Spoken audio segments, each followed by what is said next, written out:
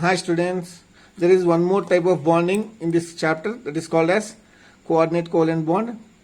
So what is meant by coordinate covalent bond? So it is said as the bond formed between two atoms by sharing of an electron pair which is contributed by only one of the two atoms, or it is known as coordinate covalent bond. So covalent bond means sharing of electrons. In that sharing, one electron is contributed by one atom and the other electron is contributed by the other atom. Okay, but in coordinate covalent bond is two electrons only, but the two electrons are given by only one atom but shared by two atoms. Two electrons are given by one atom only but shared by the two atoms. Then that type of sharing it is called as coordinate covalent bond, and it is also called as unequal sharing of electrons between two atoms.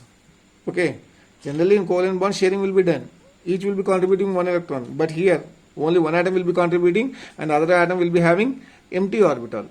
So there are various names for the dative bond for coordinate covalent bond, that is called as dative bond, semipolar bond, or donor acceptor bond, because one atom is donating, other is accepting, and polarity you are getting semipolar and dative bond.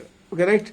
And coordinate covalent bond, the name was proposed by Sidgwick, dative bond by Langmuir. The name dative bond was proposed by Langmuir and coordinate covalent bond was by Sidgwick. And coordinate covalent bond is indicated with the arrow. See, if you indicate arrow with the last one plus sign, this plus if you indicate, that becomes dipole moment. If there is no plus, it becomes coordinate covalent bond. Head, this is called as head and this is called as tail. Head of the arrow, this is head of this arrow is pointing towards the acceptor atom. Okay, and the tail towards the donor. CCB is treated, or coordinate covalent bond is treated as single bond only. Okay, no need to go for double or triple bond. See, coordinate covalent bond is a single bond. It is indicated with an arrow. It was proposed by Mr. Sidgwick and dative bond was proposed by Mr. Langmuir. Okay. CCB formation occurs only after the formation of the covalent bond. So when you get the question like among the coordinate covalent bond and covalent bond, which bond is formed first? Covalent bond will be formed first. So there is a molecule like NH3.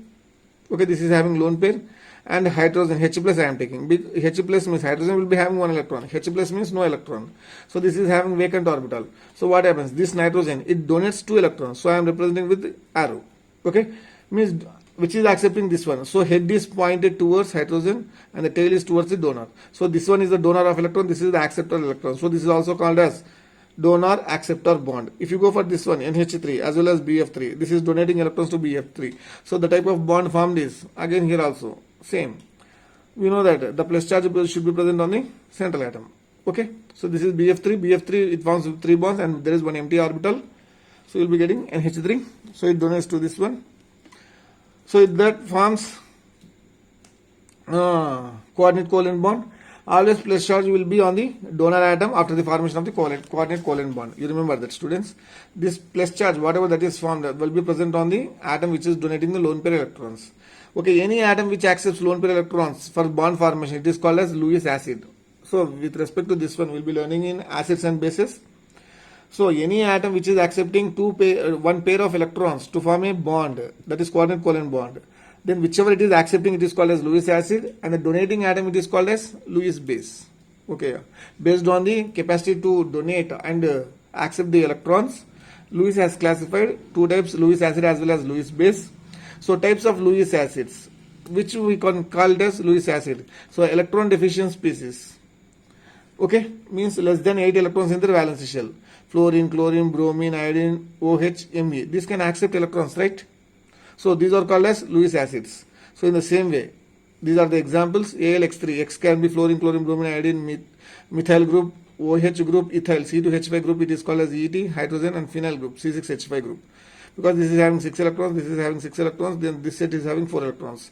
So in their valence shell, they are having 4 electrons here, so less than 8 electrons, so they are ready to accept. Ready to accept means Lewis acid. Same way, all atomic cations, if you are having any plus charge, it behaves like a Lewis acid, except what? NH4 plus, right? Which can expand their octet. Okay, means they are having more capacity to form more than octet. So PF5, SiF4, SF6 is not taken because sulfur can form maximum oxidation of 6 only, right?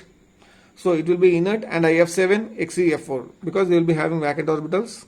they can find in that pattern, right? Whenever there is a formation of the having the pi bond, C double bond O, C double bond O, this acts as Lewis acid, because OH minus it acts, this one acts as base. In the same way, okay students, with respect to these acids and bases, don't get confused. In detail, we'll be learning all the things in acids and bases. So if you go for the Lewis base, electron pair donor, which is donating, it is donating 2 electrons, so what will be getting? That is acting as a Lewis base. What happens under the influence of, this plus will be under the influence of 1 nucleus. Okay. When after the formation of the bond, it will be under the influence of 2 nucleus. So sigma bond is formed between 2 nuclei. So every lone pair is not, okay, every Lewis base, okay students, every Lewis base is not lone pair donor, but every lone pair donor is a Lewis base. Okay. If it is donating lone pair, that doesn't mean that, sorry, every Lewis base can be many types, right? This is one of the type. Every Lewis base is not lone pair donor. Okay, but every lone pair donor is a Lewis base, because this one also will be coming in clear, because this is a very huge content to go with respect to this one. So we'll be learning all these things in acids and bases, right? Lone pair, if the order is lone pair donor, so lone pair is greater than pi, greater than sigma. Sigma bond donation also is possible. Then that is also called as Lewis base only. Here bond is getting donated. Okay, here pi. And one more content here, it is lone pair. So here you can see the Lewis acid and base interaction. This is H2O. You'll be having 2 lone pair electrons on it.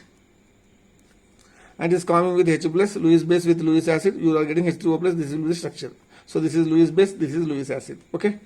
Co-ordinate covalent bond is present in this type of molecules. You can see the molecules N2O, O3, N2O4, N2O5, CO, B3, N3H6. This is called as inorganic benzene or borazole or borazine, Al2Cl6. These you can see.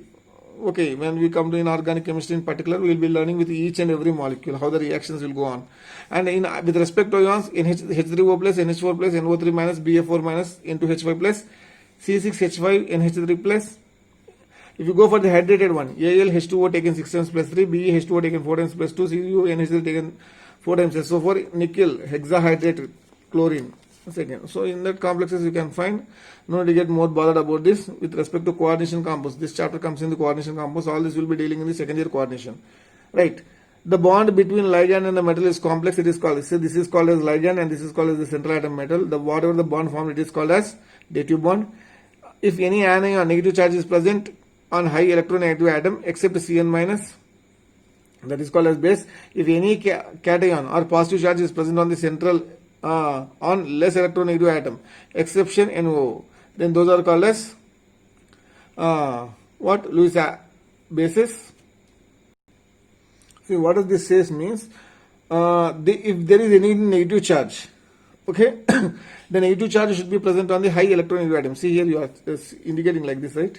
BF4 minus. See, negative charge should be present on this one, okay? Negative charge. So here you are having positive charge. See, if any cation is present, positive charge must be present on the less electronegative. See here carbon, nitrogen as well as hydrogen. See, this is C6H5, NH3, right? NH3, NNH. So what you are doing? You are keeping on the less electronegative atom.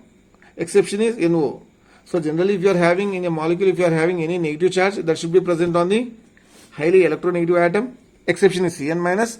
In the complex, if you are having any positive charge, it should be present on the less electronegative atom. So generally it should be present on the hydrogen there. Exception is NO plus. In this condition, you will be having positive charge on the high electronegative atom. Here, less electronegative atom only will be having minus. Okay.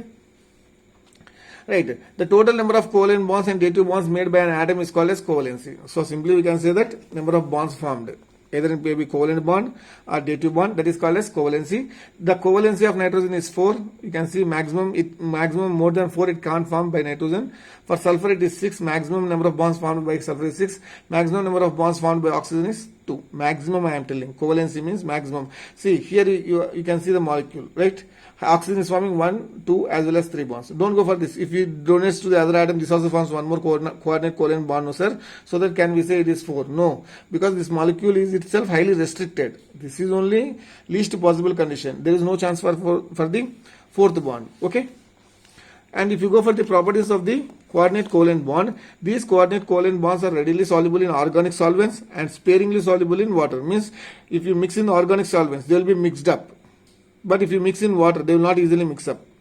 Okay. They show isomerism. This isomerism topic we will be learning in the organic chemistry. More popular there. And coordinate covalent bonds. Covalent bonds are itself poor conductors.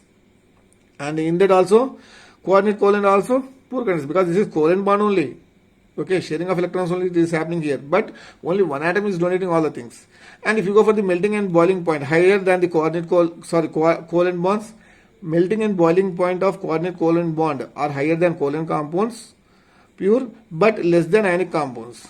So when you go for the comparison of melting and boiling point with respect to ionic, coordinate covalent and covalent, see, higher melting and boiling point will be for the ionic compounds. After that, coordinate covalent compounds. After that, covalent compounds. These are the properties with respect to coordinate covalent bond, students. Once you go through the entire thing, if you have any doubts, you can pose me. Thank you. Have a nice day.